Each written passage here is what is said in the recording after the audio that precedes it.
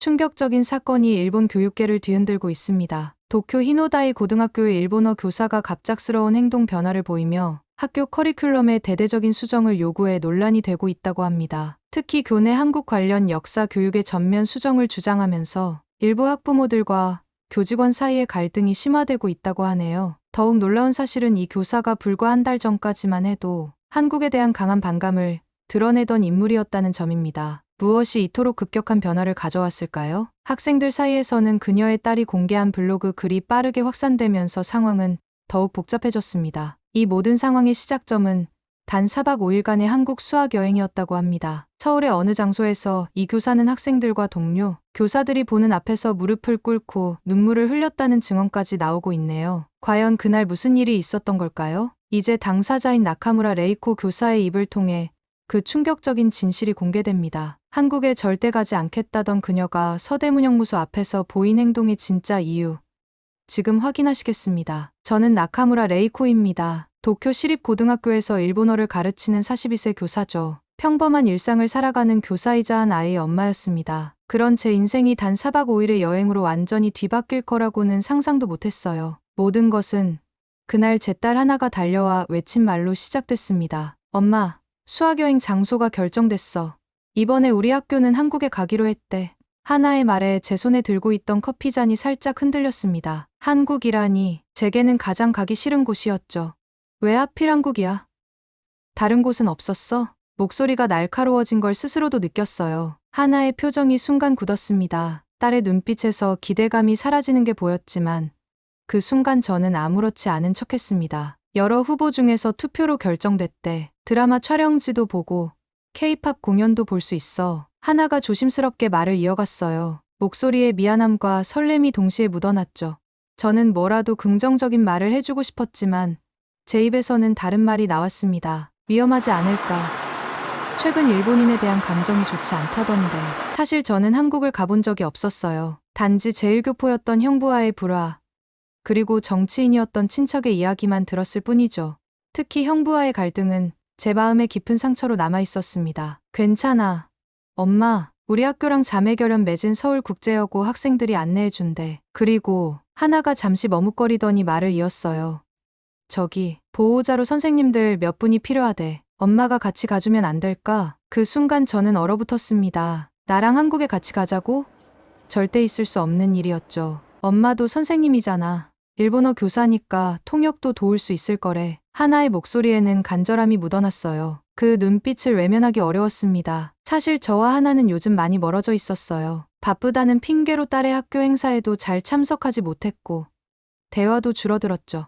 하나가 K-팝이나 한국 드라마를 좋아한다는 것도 알고 있었지만 제가 싫어할까봐 집에서는 거의 표현하지 않았답니다. 알았어. 생각해볼게. 마지못해 대답했지만 내심 거절할 생각이었습니다. 하지만 그날 밤 교장 선생님의 전화가 왔어요. 나카무라 선생님. 이번에 보호자로 꼭 참석해 주셨으면 합니다. 선생님처럼 교육 경험이 많으신 분이 필요합니다. 결국 저는 동의할 수밖에 없었죠. 출발 며칠 전 가족 모임에서 친척들은 모두 같은 말만 반복했습니다. 레이코, 조심해. 한국인들은 일본인을 보면 태도가 돌변한대. 역사 문제로 시비 걸면 절대 대응하지 마. 가방은 항상 앞으로 메고 다녀. 소매치기가 많다더라. 온통 걱정과 경고뿐이었어요. 저는 점점 불안해졌습니다. 하나의 방을 지나가다 문이 살짝 열린 틈으로 딸이 한국어 단어를 공부하는 모습이 보였어요. 설레는 표정으로 안녕하세요를 반복해서 연습하는 모습이었죠. 그 순간 아이러니하게도 제 마음 한켠에서는 미안함이 밀려왔어요. 딸이 좋아하는 것을 내 편견으로 막고 있던 건 아닐까. 하지만 곧바로 고개를 저었습니다. 아니야. 이건 하나를 위한 거야. 여행 전날 밤 가방을 싸면서도 제 손은 떨리고 있었습니다. 비행기 티켓을 보며 마음을 단단히 먹었어요. 그냥 딸 지켜준다는 마음으로 빨리 돌아오자. 다음 날 아침 우리는 인천행 비행기에 몸을 실었습니다. 창밖으로 도쿄가 작아져 가는 모습을 보며 서서히 불안감이 커져갔어요. 비행기가 착륙하는 순간 제 심장은 더 빠르게 뛰기 시작했습니다. 이제 정말 한국에 왔다는 사실이 실감났죠. 창문 너머로 보이는 인천국제공항은 상상했던 것과 완전히 달랐어요. 엄마, 저기 봐. 우리가 드디어 왔어. 하나의 목소리에는 기대감이 넘쳤습니다. 저와 달리 딸은 기쁨에 들떠 있었죠. 비행기에서 내려 입국장으로 향하는 동안 저는 계속 긴장했어요. 가방을 꼭 붙잡고 주변을 경계하며 걸었습니다. 그런데 입국장에 들어서자마자 제 눈앞에 펼쳐진 광경은 믿기 어려웠죠. 넓고 깨끗한 공간, 최첨단 시설들이 눈에 들어왔습니다. 특히 놀라웠던 건 로봇이었어요. 안녕하세요. 인천공항에 오신 것을 환영합니다. 도움이 필요하시면 말씀해 주세요. 일본어로 인사하는 안내 로봇이 다가왔습니다. 하나는 즉시 로봇 앞으로 달려가 대화를 시작했죠. 로봇은 일본어, 영어, 중국어까지 자유롭게 구사하며 안내를 도왔어요. 엄마, 너무 신기하지 않아? 하나가 좋아하는 모습을 보니 저도 모르게 미소가 지어졌지만 곧 표정을 감췄습니다. 이런 모습을 보여서는 안 된다고 생각했죠. 입국 심사를 위해 줄을 서는데 다국어 키오스크가 눈에 들어왔어요. 일본어 버튼을 누르자 완벽한 일본어로 안내가 시작됐습니다. 여기 기술이 생각보다 발전했네. 제 중얼거림에 옆에 있던 학생이 자랑스럽게 말했죠. 선생님, 인천공항은 세계공항 서비스 평가에서 계속 1위예요. 저는 그 말을 듣고도 별다른 반응을 보이지 않았지만 속으로는 놀라움을 감출 수 없었습니다. 일본에서 들었던 이야기와 너무 달랐어요. 낙후된 시설, 불친절한 서비스라는 이야기는 어디에도 보이지 않았죠. 공항 내 면세점으로 이동하는 동안 세련된 디자인과 깔끔한 진열에 또 한 번 놀랐습니다. 특히 화장품 매장 앞에서는 하나와 다른 여학생들이 환호성을 질렀어요. 엄마, 이거 일본보다 훨씬 저렴해. 여기서 쇼핑하고 싶어. 하나의 말에 저는 고개를 갸웃했습니다. 일본 제품이 더 좋다고 생각했는데 학생들은 모두 한국 제품에 열광하고 있었죠. 공항을 빠져나와 버스에 탑승하는 동안 제 머릿속은 혼란스러웠습니다. 이게 정말 내가 알던 한국인가? 생각과 현실 사이의 간극이 점점 커지는 느낌이었어요. 나카무라 선생님, 우리 가이드 박지연 씨예요. 교장 선생님의 소개로 만난 박지연 씨는 유창한 일본어로 인사했습니다. 안녕하세요. 나카무라 선생님. 서울에서의 4박 5일. 제가 도와드리겠습니다. 박지연 씨의 따뜻한 미소에 저는 잠시 경계심을 내려놓았어요. 하지만 곧 다시 표정을 굳혔죠. 방심하면 안 돼. 이건 다 관광객을 위한 연출일 뿐이야. 버스 창문 너머로 보이는 서울의 풍경이 점점 선명해졌습니다. 고층 빌딩들, 깔끔한 도로, 현대적인 디자인의 건물들이 눈에 들어왔어요. 엄마, 도쿄랑 비슷하지 않아? 하나의 말에 저는 고개를 끄덕였지만 속으로는 복잡한 감정이 일었습니다. 도쿄보다 더 현대적으로 보이는 부분도 있었죠.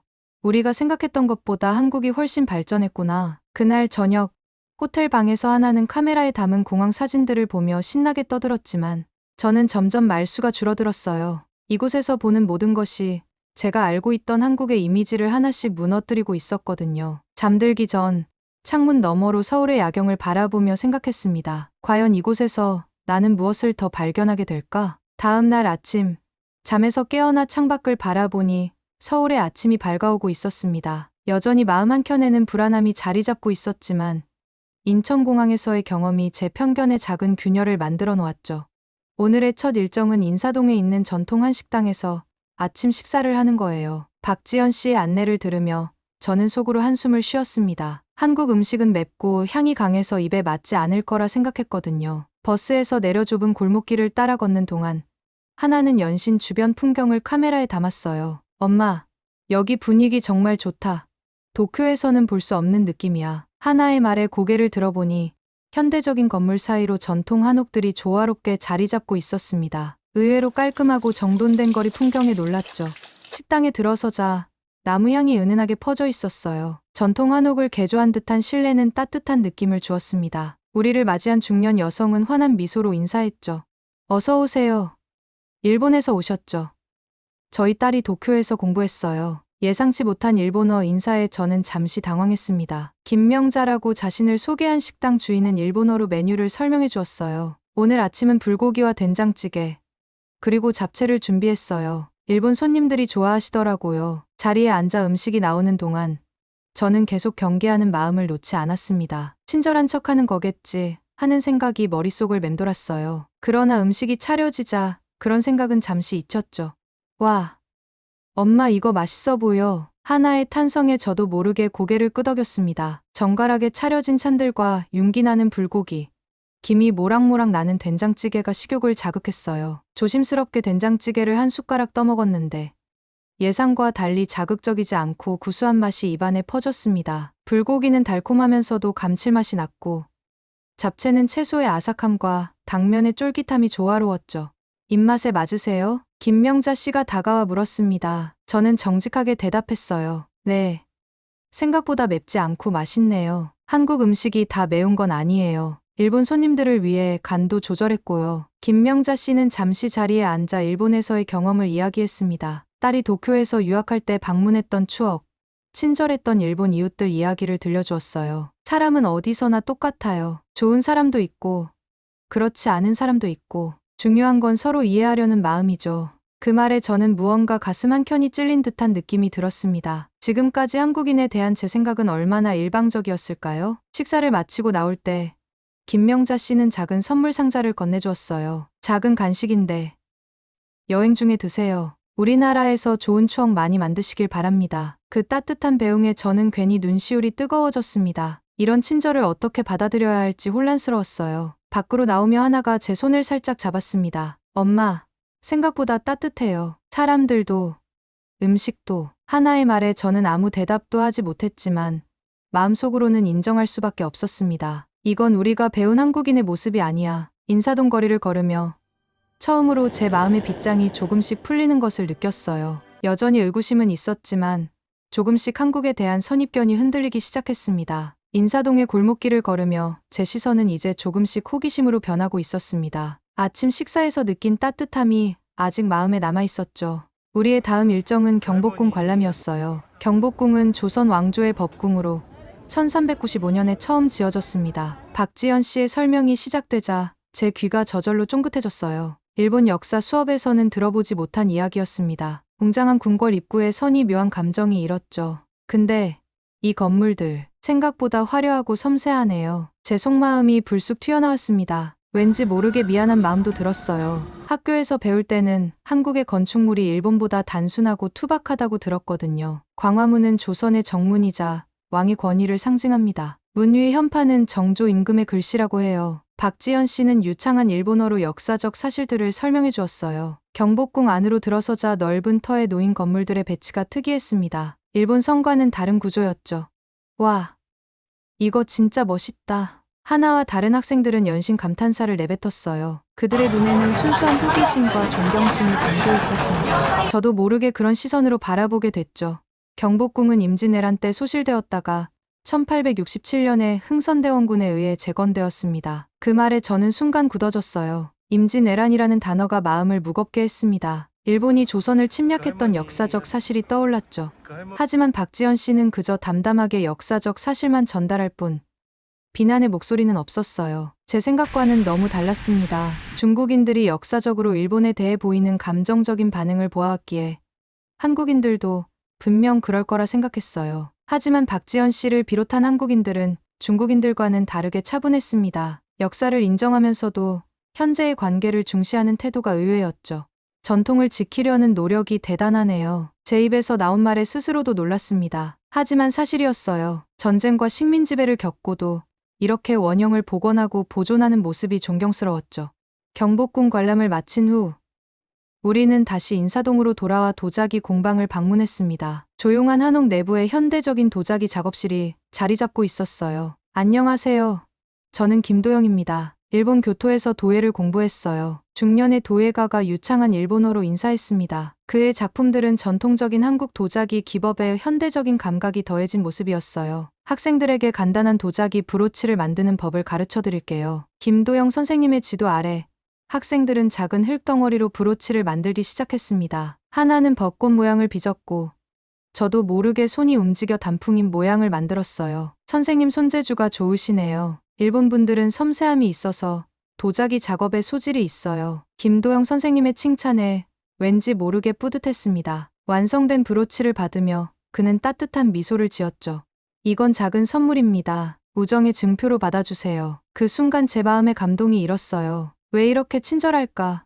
의심도 잠시 들었지만 그의 진심 어린 눈빛은 거짓이 아니었습니다. 공방을 나오는 길, 하나가 제 팔을 잡았어요. 엄마, 이거 우리나라 사람들도 알아야 하지 않을까? 한국이 이렇게 전통을 소중히 여기고 있다는 걸. 하나의 말에 저는 깊은 생각에 잠겼습니다. 지금까지 제가 알고 있던 한국의 모습과 실제 보고 느끼는 한국의 모습 사이에는 너무나 큰 차이가 있었어요. 인사동 거리를 걸으며 전통과 현대가 공존하는 풍경을 바라보는 저의 시선은 이제 완전히 달라져 있었습니다. 조용히 중얼거렸어요. 이건 미움받을 나라가 아니야. 여행 3일째. 오전의 일정은 서대문형무소 역사관 방문이었습니다. 버스 안에서 박지연 씨가 조심스럽게 설명을 시작했어요. 오늘 방문할 곳은 일제강점기 시대의 독립운동가들이 수감되었던 장소입니다. 다소 무거운 내용이 있을 수 있어요. 박지연 씨의 목소리에는 어떤 비난도 담겨 있지 않았지만 저는 긴장했습니다. 이전과 달리 버스 안은 묘한 침묵에 휩싸였죠. 하나는 제 손을 살짝 잡아주었어요. 괜찮아요. 엄마, 그냥 역사를 배우는 거잖아. 딸의 말에 고개를 끄덕였지만 가슴은 점점 더 무거워졌습니다. 서대문형무소에 도착하자 앞에 서 있는 붉은 벽돌 건물이 먼저 눈에 들어왔죠. 일본식 감옥 건축 양식이었어요. 이 건물은 1908년 일본이 지은 근대식 감옥입니다. 당시 이름은 경성감옥이었죠. 우리는 조용히 입구를 통과했습니다. 전시관 내부는 생각보다 차분한 분위기였어요. 하지만 실제 감옥 내부로 들어서는 순간 모두의 표정이 굳어졌습니다. 좁은 간방들, 고문 도구들, 그리고 벽에 걸린 수많은 독립운동가들의 사진. 저는 발걸음이 점점 무거워졌어요. 이건 교과서에서 배우던 것과는 차원이 달랐습니다. 이곳은 여성 수감실이었습니다. 특히 주목할 인물이 유관순 열사입니다. 유관순 열사의 사진 앞에 멈춰 섰을 때 저는 숨이 막혔어요. 사진 속 소녀의 맑은 눈빛이 저를 뚫어져라 바라보는 것 같았습니다. 유관순 열사는 3.1 운동 당시 만 17세였습니다. 체포되어 이곳에서 옥고를 치르다 18세의 나이로 순국했죠. 17세, 하나와 같은 나이였습니다. 저도 모르게 입에서 말이 새어나왔어요. 하나랑 같은 나이야. 옆에 있던 하나가 제 팔을 잡았습니다. 딸의 얼굴을 보니 눈에 눈물이 고여 있었어요. 그 순간 왠지 하나의 얼굴과 유관순의 얼굴이 겹쳐 보였습니다. 더 깊숙이 들어가자 고문실이 나왔어요. 실제 사용되었던 도구들과 함께 당시 기록들이 전시되어 있었습니다. 일본어로 작성된 체포 명령서와 신문조서가 그대로 전시되어 있었죠. 이건 우리가 작성한 거네. 제 중얼거림에 박지연 씨가 조용히 대답했어요. 네. 원본 그대로 보존했습니다. 역사를 있는 그대로 보여주기 위해서요. 어떤 비난도 왜곡도 없이 사실만을 담담하게 보여주는 그 모습에 저는 깊은 존경심을 느꼈습니다. 그리고 동시에 깊은 부끄러움도 느꼈죠. 제 교실에서는 이런 역사를 제대로 가르치지 않았어요. 일제강점기의 잔혹함, 그리고 그에 맞선 한국인들의 용기를 우리는 배우지 않았습니다. 그저 미화된 역사만 배웠을 뿐이죠.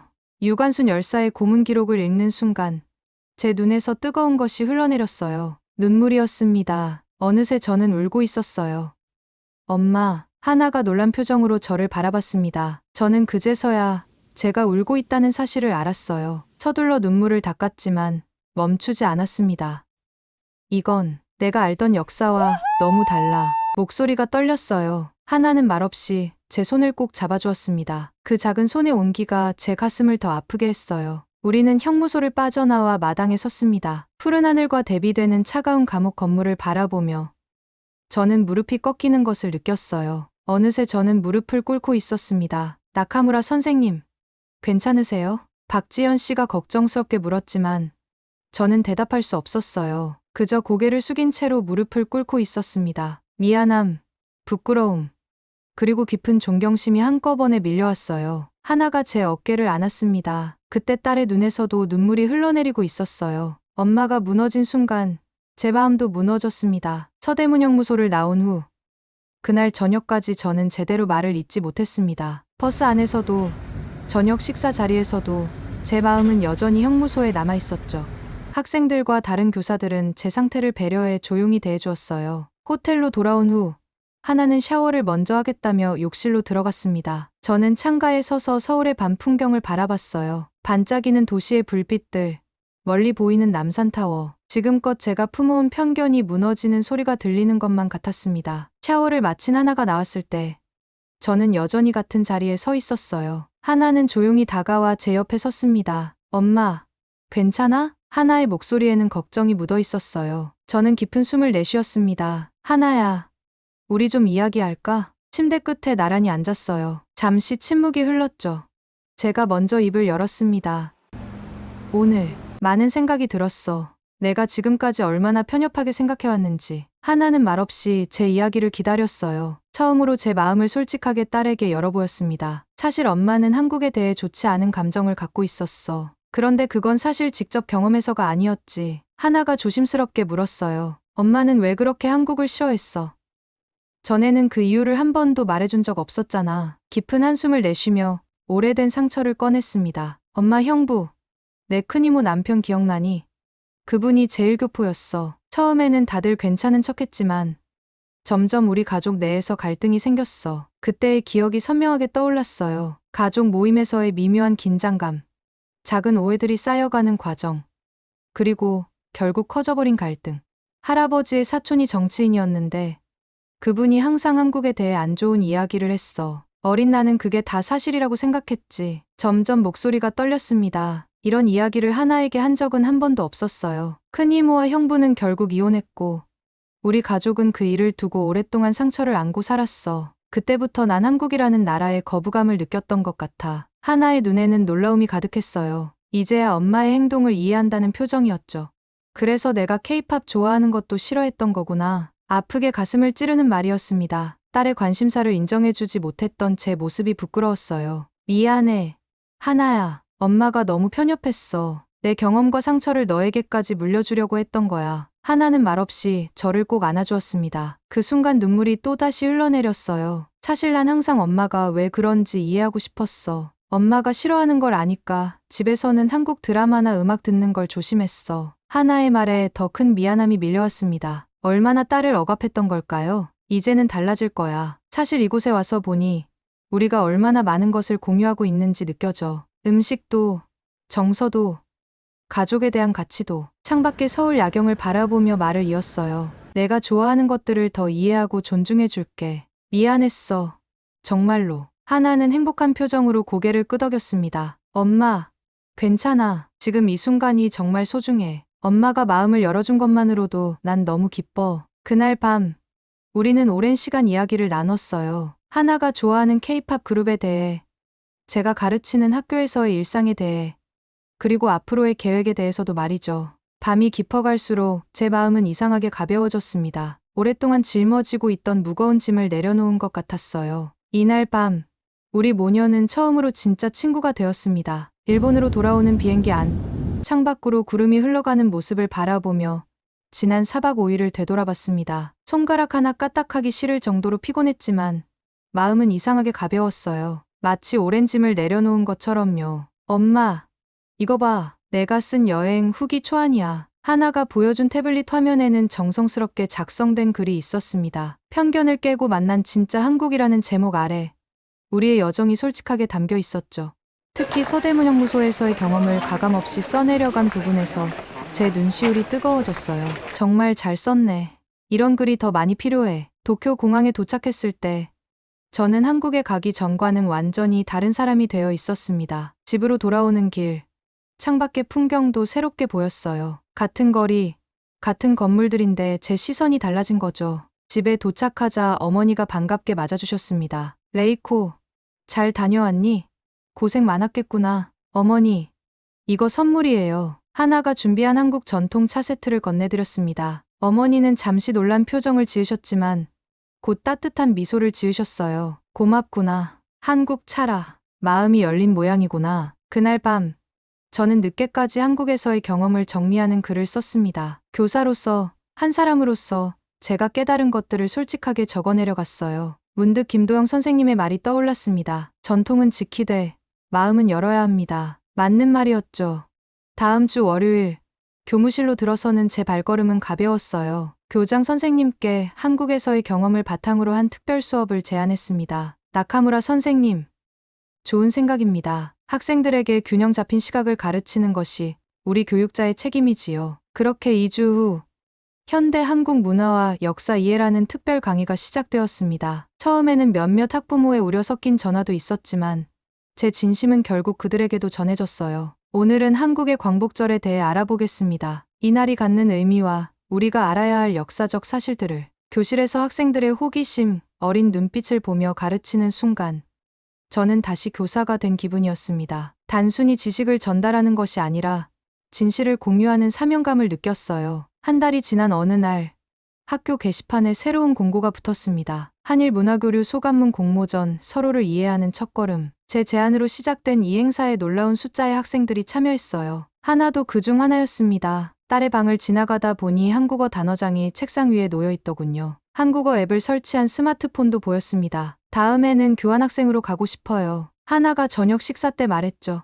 제 얼굴에 미소가 번졌습니다. 좋은 생각이야. 엄마가 도울게. 또한 저는 한국사 교류 강의에 신청했고 서울대학교와 온라인 협력 수업도 준비 중이었어요. 하나는 학교에서 문화 동아리를 만들어 활동하고 있었습니다. 창밖으로 떨어지는 벚꽃을 바라보며 생각했어요. 4박 5일의 짧은 여행이 제 인생을 이렇게 바꾸어 놓을 줄 누가 알았을까요?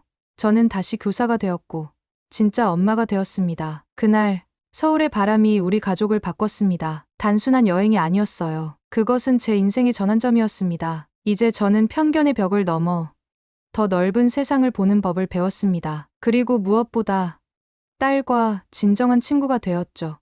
이 여정의 끝에서 저는 다시 태어났습니다. 일본으로 돌아오는 비행기 안, 창밖으로 구름이 흘러가는 모습을 바라보며 지난 4박 5일을 되돌아봤습니다. 손가락 하나 까딱하기 싫을 정도로 피곤했지만 마음은 이상하게 가벼웠어요. 마치 오랜 짐을 내려놓은 것처럼요. 엄마, 이거 봐. 내가 쓴 여행 후기 초안이야. 하나가 보여준 태블릿 화면에는 정성스럽게 작성된 글이 있었습니다. 편견을 깨고 만난 진짜 한국이라는 제목 아래 우리의 여정이 솔직하게 담겨 있었죠.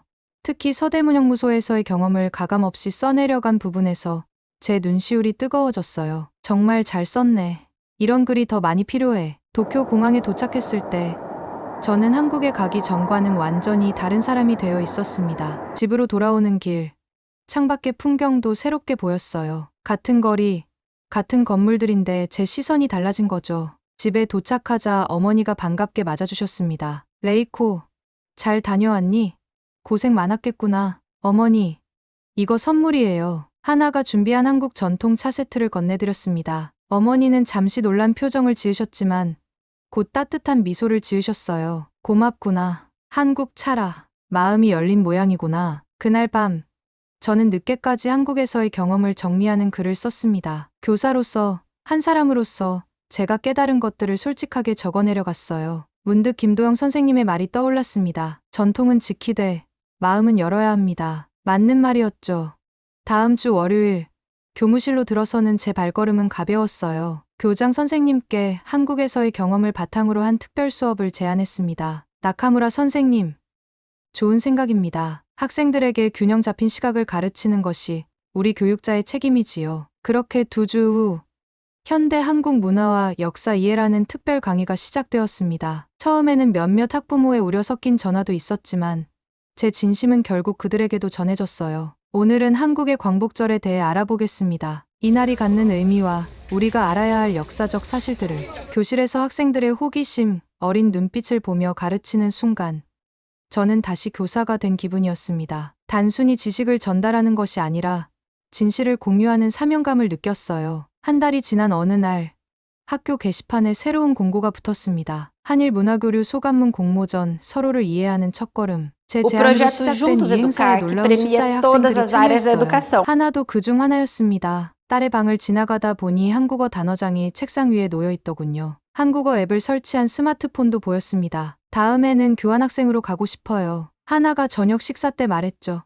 제 얼굴에 미소가 번졌습니다. 좋은 생각이야. 엄마가 도울게. 또한 저는 한국사 교류 강의에 신청했고 서울대학교와 온라인 협력 수업도 준비 중이었어요. 하나는 학교에서 문화 동아리를 만들어 활동하고 있었습니다. 창밖으로 떨어지는 벚꽃을 바라보며 생각했어요. 4박 5일의 짧은 여행이 제 인생을 이렇게 바꾸어 놓을 줄 누가 알았을까요? 저는 다시 교사가 되었고 진짜 엄마가 되었습니다. 그날 서울의 바람이 우리 가족을 바꿨습니다. 단순한 여행이 아니었어요. 그것은 제 인생의 전환점이었습니다. 이제 저는 편견의 벽을 넘어 더 넓은 세상을 보는 법을 배웠습니다. 그리고 무엇보다 딸과 진정한 친구가 되었죠. 이 여정의 끝에서 저는 다시 태어났습니다.